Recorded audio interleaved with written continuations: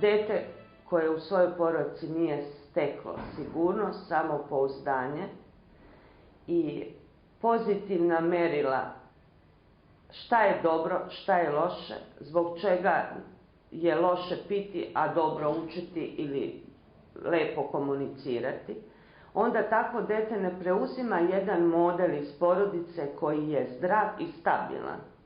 I ono će u izazovima koji ne zahtevaju, u izazovima koje pruža škola, ulica, druženje, birati one aktivnosti, one grupe u kojima nema obaveze, nema odgovornosti, u kojima niko ne snosi posljedice za svoje ponašanje.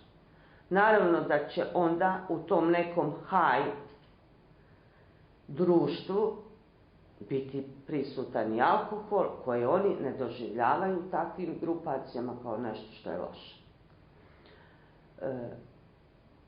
Način na koji mladi provode slobodno vreme i sve što mogu da u tom slobodnom vremenu porade na sebi i za sebe jeste jedan od također razloga gdje oni mogu da pobegnu u alkohol ako nemaju čime da se bave.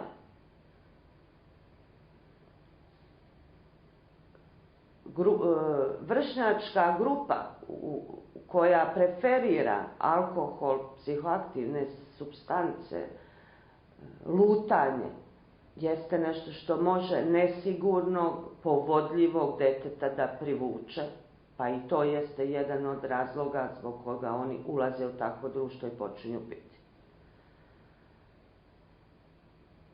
Određene vršnjačke grupacije, nažalost, vrše i pritisak na decu ili na dete da im se pridruži pa da zajedno banče i piju. A koji su to još razlozi zbog kojih mladi ljudi u alkoholu vide rešenje mnogih problema? Pa možda to beže od neke realnosti, od stvarnog života. Piće što je mnogo dosadno ovdje tu pored. Onda kad se napijem malo zanimljivije. Verovatno neko nezadovoljstvo trenutnom situacijom. Pa nezadovoljstvo, mislim da su stariji. Sad nema nekih posebnih motiva, znači sve zbog društva rade. Znači i alkoholizam i pušenje i droga, znači ne zbog svoje volje i toga što ja hoću, nego društvo, Omiljeno alkoholno piće dečaka je pivo, dok žestok alkohol ili njegove kombinacije sa sokovima preferiraju devojčice. Mladi, često ne mareći za granicu kontrolisanog uzimanja alkohola, sa većih žurki završavaju i na hitnoj pomoći. Mogu vam reći da u onim slučajevima kada imaju te veće zabave, što bi ja nazvao, u diskotekama, obično kada nas pozivaju da dođemo u to, tu se obično radi o mladima koji uživaju sve vrste ovih nabrojanih stvari, i alkohol, i duvan, i sve. I oni su već u takvom stanju da su u akutnom trovanju i nikotinom, i alkoholom, tako da ukoliko možemo da rešimo te probleme njihove, odnosno to je onda već naš problem, sa jednim ispiranjem želuca, stomaka, onda je to ok, šaljemo ih kući da se otrezne, naspavaju, nosimo ih kući. A ukoliko su jače intoksicirani, onda ih vozimo u bolnicu, u okružnu bolnicu u Subotici, isto tako na trežnjenje. Nijedan roditelj onda nije sretan i ja mislim da svaki priželjkuje da mu je to zadnji put da vidi svoje dete u takvoj situaciji. Ne može mi nikad biti jasno da jedno dijete koje dođe subotom ili nedeljom, a izlazi sa 15 godina i dolazi u 2 ili 3 ujutru, da roditelj ne primijeti promjenu, recimo, da li se osjeti na duvan, da li se osjeti na alkohol, da li je ujutru su mu oči krvave, da li nisu, da li pa jedan vikend, pa drugi vikend, pa da li razgovara sa svojom djecom, da li, ja sam neko ko je radio dugo po smenama, znači smenski rad, pa nisam bila non stop uz njih, ali ono vrijeme koje sam bila kući sa njima, trudila sam se maksimalno da im pružim ljubav, podršku. Sigurno da to ima dosta roditelja koji to ne žele da vide, jer ili smatraju da je to slučajno se desilo mom detetu, jel? Tako da to slučajno, ako se više puta ponovi, polako polazi u jednu hronologiju korišćenja tih poroka, mislim na cigarete i alkohol, da već možda na neki način oni kasne. Što znači da roditelj mora već i preventivno od malena dete da usmerava, edukuje. Kao roditelj mislim da smo malo sigurni u tom smislu dok su deca naša u osnovnoj školi, jer imamo veću kontrolu nad njima. Međutim, pored te kontrole isto se dešava da su deca ta maloletna još u osnovnoj školi već pribegavaju cigari i alkoholu. I to ne baš u maloj količini, možda i pretaranoj količini.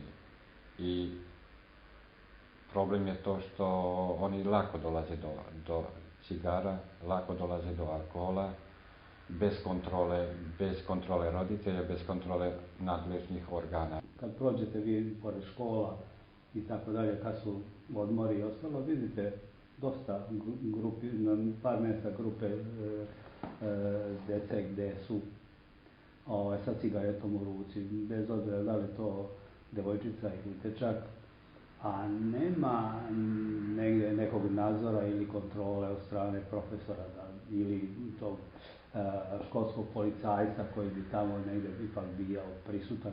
Škola je obrazovno, vaspitna ustanova. Na tome roditelj misli ako pošalje dete, da i on s tim rešio sve probleme. Mi pozovemo roditelje, pa roditelj kaže ja mu ne mogu ništa, i onda pitam ja vas šta bi onda vi odgovorili i kakve bi mere preduzeli. Imamo dobar kućni red, imamo dobar program zaštite sa tim nivoima, borimo se, trudimo se, zakazujemo, pozivamo roditelje, tako da neki roditelji dođu, neki ne dođu. Ukoliko u porodici ne postoji taj svest da su te stvari štetne i vode i ostalim oblicima asocijalnog ponašanja, to je neki početak tog puta, onda škola sama malo može da postigne. Primijetila sam da su naša djeca dosta zapostavljena u smislu komunikacije sa porodicom. I neki učenici ispoljavaju neku netrpeljivost, neku nervozu i nezadovoljstvo upravo iz tih razloga. A što se tiče države, kao prvu meru bi uvela zabrana izlaska posle 12 sati i što se tiče regulative zakonske prodaje maloletnim licima, čak bi tu granicu pomerila kao što je u nekim svetskim državama na 21 godinu da li mogu da kupe alkohol i cigarete. Prekomerno konzumiranje alkohola često je uzrok prekršaja javnog reda i mira i prekršaja u saobraćaju.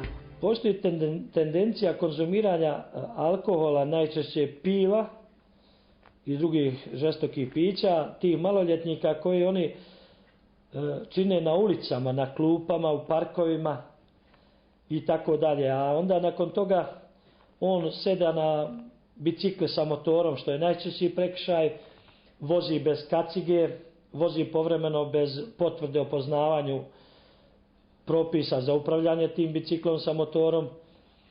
I mi smo u prošloj godini imali 43 takva prekršaja iz oblasti saobraćaja, prekršaja zakona o bezbednosti saobraćaja na putevima i izricali smo također razne disciplinske mere, a jedna od njih najčešća ukor. Svi stručnjaci se slažu da preventivne akcije, edukaciju učenika i roditelja, kada su u pitanju poroci, pušenje i alkoholizam, treba početi što pre u nižim razredima osnovne škole. Oni također ukazuju da su sve nadležne institucije u obavezi da se uključe u rešavanje ovog problema kako bi mlada populacija bila zdrava. Mi mladima treba da omogućimo da žive zdravo, a ne da se opijaju. Mi mladima treba da pomognemo da rašire krila, jer svet je njihov, a pijani to ne mogu. Pomozimo im da budu zdravi, zadovoljni i srećni.